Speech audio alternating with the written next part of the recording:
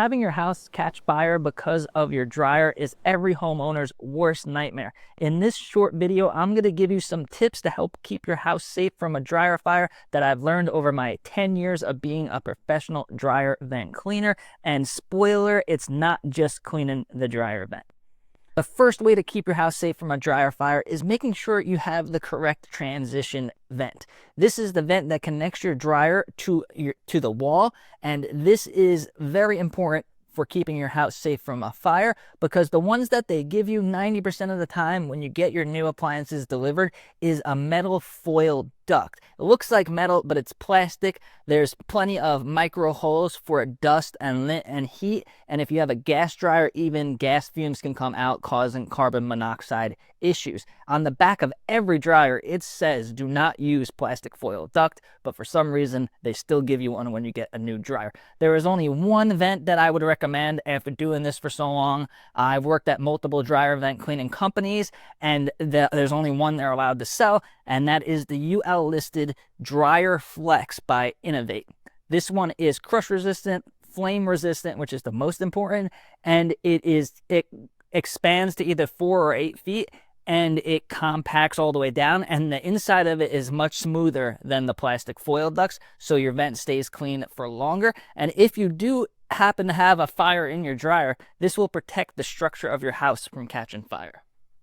The next spot, since we're thinking about it, is cleaning the inside of your dryer.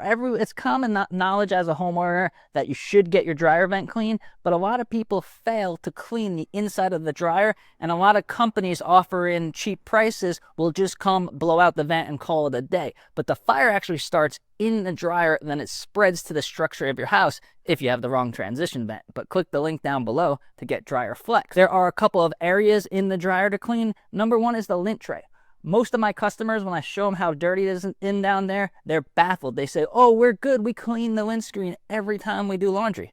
Well, that doesn't matter. It's good. It's very important, but the lint still gets past it. So inside the lint tray, pause this video, get a flashlight, look in there. If you've been using your dryer for more than 6 months, it'll be filled with lint, and this could cause your dryer to overheat or go on fire. So now next is going to be the back of the dryer. This is going to be a little more difficult because you're going to have to pull out your dryer. But these type of machines, depending on it, there's two types. There's one where there's a panel that comes off, and then there's one where just the pipe that you connect the transition vent comes off. Either way, take it off and then clean in there. You will see that it's filled with lint, and if it gets too hot in the dryer, that lint can ignite. Next, most important part is going to be on the roof or the side of your house where it lets out. If you clean the whole vent, you clean everything, but you don't clean where it lets out, then your clothes aren't going to dry correctly, and you're leaving your house at risk of a fire. So if it's on the side of your house, a little bit easier.